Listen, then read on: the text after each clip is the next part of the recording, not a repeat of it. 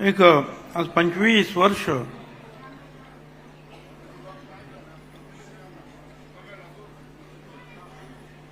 खरं म्हणजे 25 वर्ष जे आहे त्याच्या पूर्वीचा काही गडबड आहे का?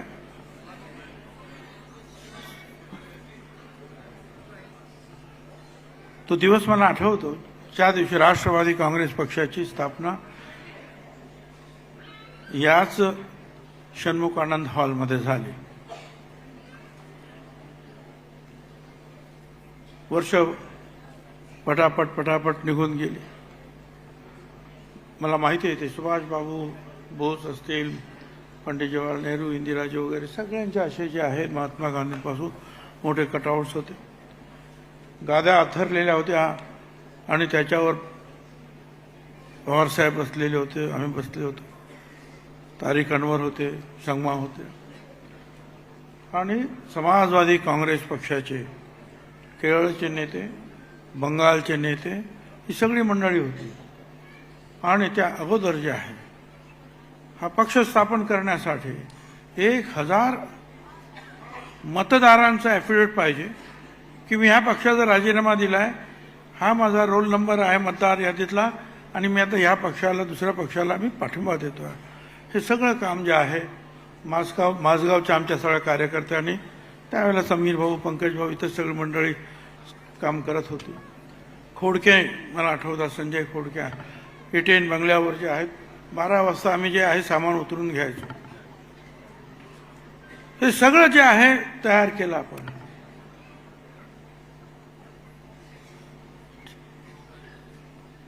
निशाणी इथे ठरली, चरखा जो आहे देण्यात आला, समाजवादी काँग्रेस पक्षाची निशाणी आम्हाला म्हणून त्यांनी काही दिला तो चरखा, आणि समाजवादी काँग्रेस पक्ष राष्ट्रवादीमध्ये विलीन झाला. पण दिल्लीमध्ये जे आहे काँग्रेस पक्षाचे लोक तिथे गेले आणि त्यांनी सांगितलं की ही निशाणी जी आहे यांना मिळता कामा नये आणि मग ती फ्रीज करण्यात आली. म्हणजे अगोदर आम्ही त्या चरख्याचा प्रचार केला भरपूर सगळीकडे. एक तर आमची जुनी निशाणी ती गेली, ही आली, हिचा प्रचार केला, ती अडक, आणि मग जो आहे ते घड्याळ हे असं घड्याळ पाठवलं होतं हातात. ते म्हणाले ते जनता पार्टीच्या काहीतरी निशाणीसारख्या दिसत आहे. आता काय करायचं? सगळं ते आपल्या माझा जो आमचा जो सरकारी बंगला होता इटेन, तिथेच आपल्यापैकी बरेचसे लोक होते, मुंबईचे लोक होते, शिवाजीराव आढळराव वगैरे सुद्धा तेव्हापासून मिटिंगा घेत होते, रात्रंदिवस काम चालू. मग त्या घड्याळाला आम्ही खाली 2 टेकू लागले आणि झाला हा टेबल क्लॉक.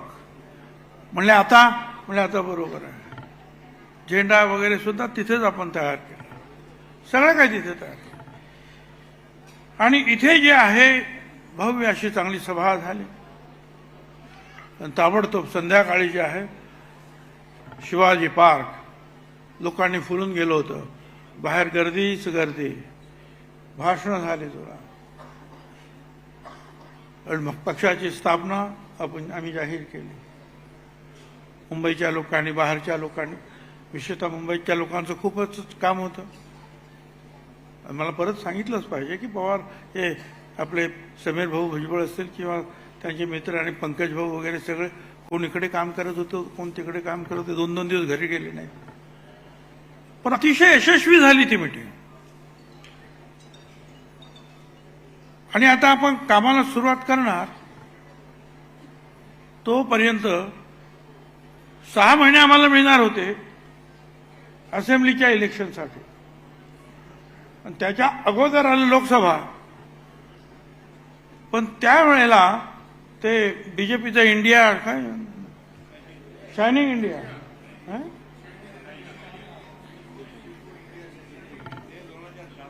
ते 2004चं होतं ते. परंतु ती 6 महिने अगोदर ती निवडणूक घेण्यात आली. फिलगुड नवीन नवीन काय ते फील गुड पोझिशन होते म्हणे. त्याचा ह्या काँग्रेस फुटलेली आहे, 2 ठिकाणी गेलेली आहे, तर ताबडतोब ही पण निवडणूक घेऊन टाका. आणि मग ती निवडणूक घेतली. आम्हाला वेळ पण मिळाला नाही. आता तुम्ही सगळे जिल्हाध्यक्ष आहेत, महिला अध्यक्ष आहेत, अमुक आहे तमुक आहे. कुठे जिल्हाध्यक्षच नव्हते, कुठे महिला अध्यक्ष नव्हते. आम्ही डायरेक्ट काही काही ठिकाणी जे आहे उमेदवार जाहीर केले. पवार साहेबांना आम्ही काम करत राहिलो आणि लढलो. ठीक आहे, अपेक्षित यश मिळालं नाही, परंतु कमी सुद्धा मिळालं नाही.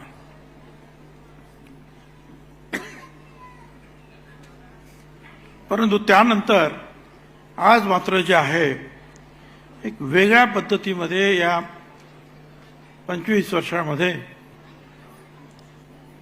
राष्ट्रवादी काँग्रेस पक्षाचा हा वर्धापन दिन आपण साजरा करीत आहोत. आता अधिक काही जुनं मी काही सांगत बसत नाही, पण इतिहास कधी कधी लक्षात ठेवावा लागतो. राज्याचा अध्यक्ष म्हणून मी काम केलं सुरुवातीलाच. लोकसभा निवडणूक आता नुकतीच पार पडली. हे खरं आहे की लोकसभा निवडणुकीमध्ये महायुतीला ठेच लागलेली आहे, हे नाकारून चालत नाही. ते खरं आहे, ते खरं आहे. आता ती पुढे ठेच लागणार नाही, त्यामुळे कसं सांभाळून चाललं पाहिजे, दगडधोंडे कसे बाजूला केले पाहिजेत याचा विचार करायला पाहिजे. अडचण कुठे झाली याचा विचार करायला पाहिजे. जरूर विकास विकास विकास विकास जरूर करा, लाखो कोटी रुपये खर्च करा. मी मगाशीच विचार करत होतो, मुंबईमध्ये ज्या रस्त्यावर जाल तिथे काम सुरू आहे. काही ना काही, मग ते मेट्रोचं असेल, ते काय आणखीन टनेल असेल, अमका असेल तमका असेल, काही ना काहीतरी असेलच. बघा, एवढे पैसे मुंबईत आपण खर्च केले. मुंबईत निवडून किती आले आपले युतीचे? मला तर वाटलं सगळेच निवडून येतील युतीचे. एवढं का मुंबईमध्ये आपण विकास विकास विकास केला. एक पियुष गोयल निवडून आले आणि दुसरे जे आहेत ते मागे पुढे करत ते वायकर 48 मतांनी ते निवडून आले.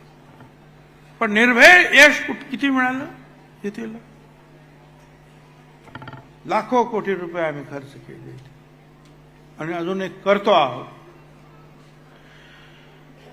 त्यामुळे आपल्याला लक्षात घेतलं पाहिजे की हे सगळं करत असताना आपण सुद्धा सांगितलं धनंजय मुंडे यांनी की बाबासाहेब आंबेडकरांचं केवढं भव्य काम उभं राहत आहे. परंतु शेवटी काय, तुम्ही आम्हीच म्हणतो ना की हे 2 समाज जे आहे मोठ्या प्रमाणावर आपल्याला सोडून बाजूला झाले. का? मुस्लिम समाज, दलित समाज, आदिवासी समाज आणि इतर सुद्धा हे का गेले? महाराष्ट्रामध्ये, मुंबईमध्ये याचा जोपर्यंत आपण खरोखर विचार करणार नाही, मनाशी खोटी समजूत आम्ही करून घेऊ, आम्ही ह्याव करून त्यों करू. आजार काय झालेला आहे तो ओळखता आला पाहिजे. तो आजार ओळखून त्याच्यावर औषध काय करायचं आहे ते ठरवलं पाहिजे. मग यश आपलं आहे.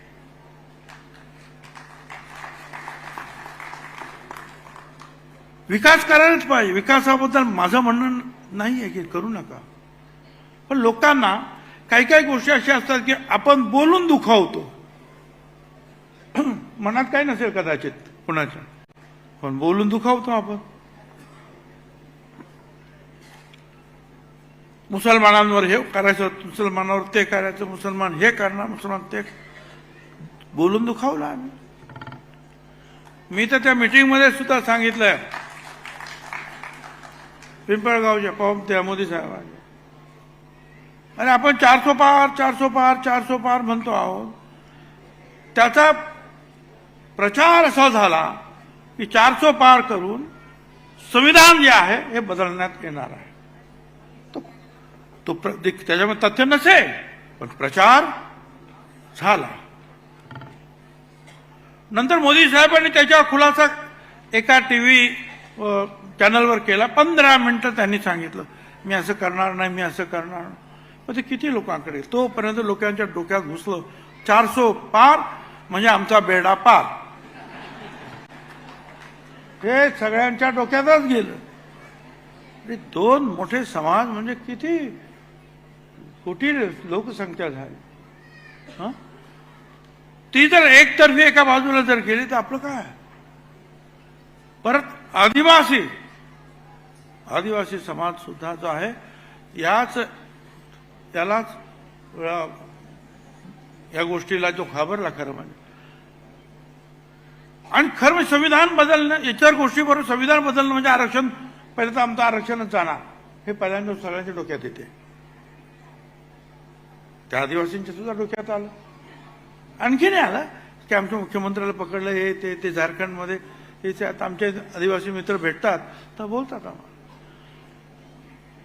जे आपण खरं म्हणजे करणार नाही आहोत तसं काही. पण लोकांचा समज झाला. विरोधी पक्षाचं कामच आहे आपण आपलं नुकसान कसं होईल हे विरोधी पक्षाचं कामच आहे. त्या पद्धतीने ते प्रचार करत असणार. आता त्या प्रचाराला आपण जे आहे शेवटी त्यात सुधारणा आपण काही करू शकलो नाही. ही सत्य परिस्थिती आहे. एक आता लक्षात घ्या, आता विधानसभेची निवडणूक आहे म्हणजे संविधानाचा काही प्रश्न, संविधान बदलायचं काम ते होणार नाही, बदलणार नाहीच. पण जो प्रचार होता तो लोकसभेत ते काम होतं बदलणं. विधानसभेत संविधान बदलण्याचं काम होत नाही. त्याच्यामुळे तो प्रश्न आपला. पण आपले हे जे मतदार आहेत मुस्लिम, दलित, आदिवासी, ओबीसी, भटके, विमुक्त, हे सगळे महाराष्ट्रात सगळे हे आपल्याला परत मिळवावे लागतील.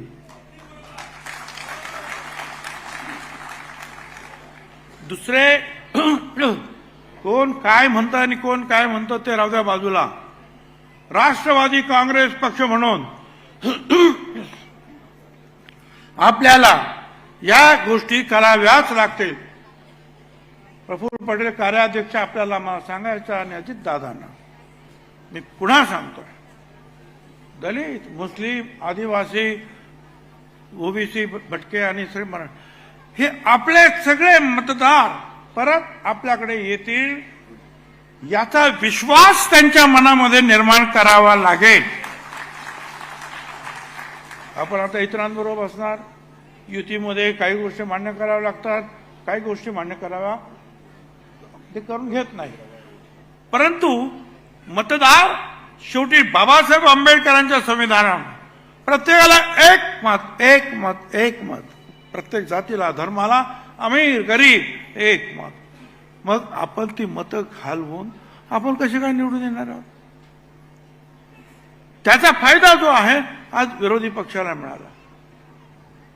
बरं, ह्या सगळ्या गोष्टी आपल्या इथे झाला का?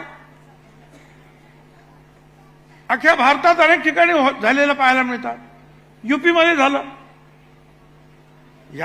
अशाच काहीतरी प्रचार झाला तिकडे. पण युपीमध्ये कोणाला वाटलं होतं युपीमध्ये कमी होतील? शक्यच नाही म्हणे.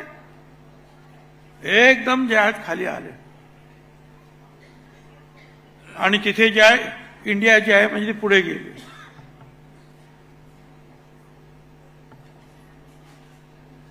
इंडियाच म्हणायचं ना, काय म्हणायचं? India alliance. हो, इंडिया काल जिंकली रात्री क्रिकेटमध्ये, पाकिस्तानला हरवलं. बघितलं असेल तटकरेंनी. पण हे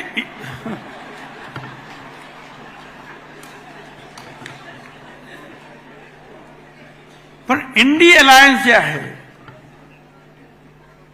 यांच्यामध्ये दिशाभ्रम करण्यामध्ये ते यशस्वी झालेले आहे. आपण हे सुधारणार आहोत का? आपण छत्रपती शाहू फुले आंबेडकरांचं नाव घेतो, आपल्याला आपण त्याच मार्गाने जातो, जाणार म्हणून सांगतो, ते आपल्या कृतीमध्ये आपल्याला दाखवावं लागेल की आपण या मार्गाने जात आहोत. त्याला तो विश्वास द्यावा लागेल की आमचा मार्ग हा होता ना, बघा याच मार्गाने चालतो. ही सगळी मतं आपल्याला घ्यावी लागतील, बरोबर. सर्व धर्माची, सर्व जातीची, सगळ्यांची मतं घ्यावी लागेल. त्यासाठी काम करावं लागेल. मी फारसं काही जास्त बोलणार नाहीये, थोडंच बोलणार आहे. आता यासाठी जे आहेत, आम्ही म्हटलं बाबा मागच्या वेळेला काहीतरी 80 जागा आम्हाला कमीत कमी मिळाल्या पाहिजेत, अधिक मिळाल्या पाहिजेत. तर एक ताबडतोब माझ्या विरुद्ध बोलायला लागले, हे असं नाही बोलायचं काम, तसं नाही बोलायचं काम. बरं बाबा, नाही बोलत. अरे पण जोपर्यंत जे आहे, माझं म्हणणं एवढंच आहे की शेवटपर्यंत जे आहे ना, ते जागा वाटपाचं गुऱ्हाळ जे म्हणतात ना, ते चालवून तुमचा फायदा होणार नाही. त्याचं लवकर निपटारा करायला पाहिजे. ठीक आहे, सीट्स वाटवून घ्या, उमेदवार काय करायचे ते तुम्ही नंतर ठरवा. पण तुम्ही आम्हाला देणार नाही, ठीक आहे ना. भाजप हा मोठा पक्ष आहे, मोठा भाऊ आहे, अभिक प्रदार, त्यांनी सांगितलं आमदार मान्य आहे. पण आम्ही सुद्धा सांगितलं होतं बाबा, आमचे 40-45 काय माणसं असते ते आमदार, ते शिंदेची सुद्धा आहेत. आता त्यांना जेवढे मिळणार तेवढे आम्हाला जागा मिळायला पाहिजेत. असं म्हणू नका की ते शिंदेचे आता जे आहेत खासदार जास्त आले आणि ते जास्त घेतील, आमची कमी, असं नको करायला. सगळ्यांना जे आहे समजून काम करावं. मी त्यांना सुद्धा सांगतो, तर एकमेका करू सहाय्य वगैरे धरू, सुपंथ सरकार स्थापन करू. बरं, भांडणं बिंडणं काय करायचं नाही. तर ते करायला पाहिजे, ते लवकर करा. आणि याच्यामध्ये जे आहे सगळ्यांना उमेदवारी द्या. उमेदवारी देताना नेहमी सर्व समाजाचा आपल्याला विचार करावा लागेल. दलित आणि आदिवासी त्यांच्या तर राखीव जागा आहेतच, त्याच्यामुळे त्यांचा 99% प्रश्न सुटलेला असतो. पण बाकीचे असतात भटके, विमुक्त, ओबीसी, ही सगळी मंडळी जी आहेत यांना आपल्याबरोबर ठेवावं लागेल. हा तबका मोठा आहे. आता बाहेर काही काही लोक काही बोलत असतील आपल्या विरुद्ध, बोलू द्या, कोणाला काय बोलायचं ते. आपण काम करूया, यांना सुद्धा उमेदवारी दिली पाहिजे. मुसलमान, आमच्या अल्पसंख्याक बंधू, जिथे जिथे त्यांची शक्ती आहे तिथे त्यांची शक्ती आणि आपला पाठिंबा त्यांना देऊन त्यांना आपण आणलं पाहिजे.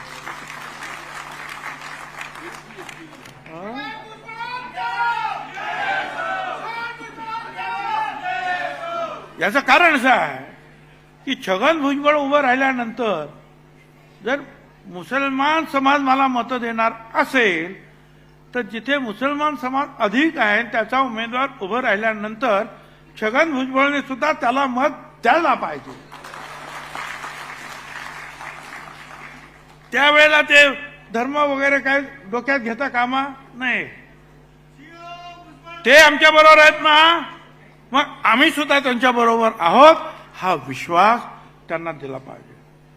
जेवढे म्हणून अल्पसंख्याक आहेत, ओबीसी असतील, दलित, मुसलमान, आपले अल्पसंख्याक, आदिवासी, भटके, सगळ्यांना तो विश्वास दिला पाहिजे की आम्ही सगळे तुमच्या बरोबर आहोत, कुणावर आम्ही अन्याय करणार नाही. आणि याच्यासाठी जे आहेत कमिट्या वगैरे नेमा, जरा ते विभागवार काहीतरी 10 लोकांचे जे आहे सगळ्यांच्या एकाच समिती काय नक्की झालं, काय करायला पाहिजे, थोडंसं जरा ताबडतोब माहिती आपण घेतली पाहिजे. कधी कधी काय असतं, आपल्याकडे जे येणारे लोक असतात त्यांनाच वाव असतो आणि ते जे सांगतात त्याच्यावर आपण विश्वास ठेवून तसंच आपण चालतो आणि मग कुठेतरी फसतो. तर सगळ्यांना जे आहे त्यांची सगळ्यांची जो काही माणसं आपल्यापर्यंत येऊ शकत नाही, पण ते काम करणारे आहेत, त्यांना माहिती असते, त्यांना त्यांचं सुद्धा जे आहे आपण माहिती आपल्याला घ्यावी लागेल. बाकी हा जो आहे मराठा ओबीसी हा जो वाद आहे आपण मराठा समाजाला 10% आरक्षण दिलेलं आहे आणि ते टिकणार आहे.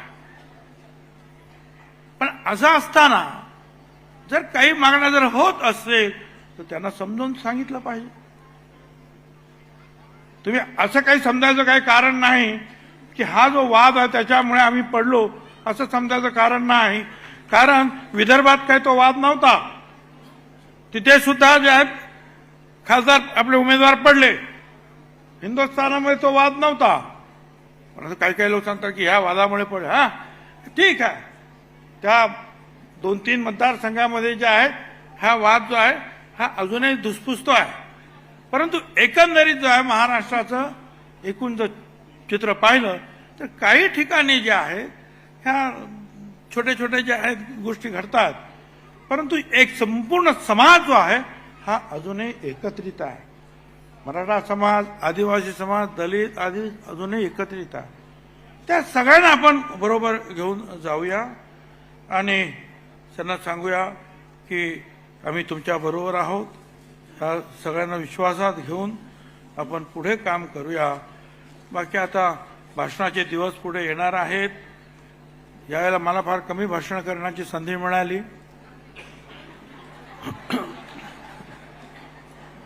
आता काय काय लोकांना वाटत होतं याला बोलवलं तर माझी मतं कमी पडतील. काय करायचं, मी न जाऊन सुद्धा असा काय फायदा झाला नाही. काय करायचं, कोणाला वाटायचं याचा फोटो छापला बॅनरवर तर आपली मतं जातील. मग ती पण गेली आणि ही पण गेली. आता आपण म्हटलो ठीक आहे, आराम आनंद. तर ठीक आहे, आता आपण पुढे काम करायचं आहे. आणि सगळ्यांनी आता आपल्याला जे आहे दमदार कविता वगैरे वाचून दाखवलेल्या आहेत, शेर शायरी झालेली आहे. तर त्याप्रमाणे काय बोलायचं काय, हा महत्वाचं आहे. मुंबई शिक्षक मतदारसंघामध्ये आपले अधिकृत उमेदवार श्री शिवाजीराव नलावडे उभे आहेत. यापुढे 26 जूनला मतदान आहे. कहा गए भाई, आओ शिवाजी महाराज खड़े रहो. सगळ्यांनी जे आहे सगळ्यांनी जे आहे आपण काम करायचं आहे. आणि या वेळेला त्यांना निवडून येण्याची भरपूर संधी आहे एकूण जी काही परिस्थिती पाहता. पण आम्ही त्यांच्या पाठीमागे मजबूतीनं उभं राहूया. आणि मी माझ्याबद्दल तुम्ही एवढं सांगेल, न पूछो मेरी मंजिल कहाँ है,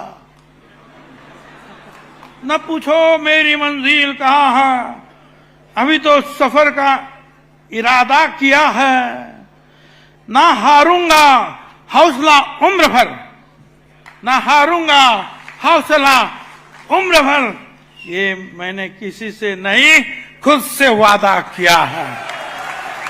धन्यवाद. जय हिंद, जय महाराष्ट्र.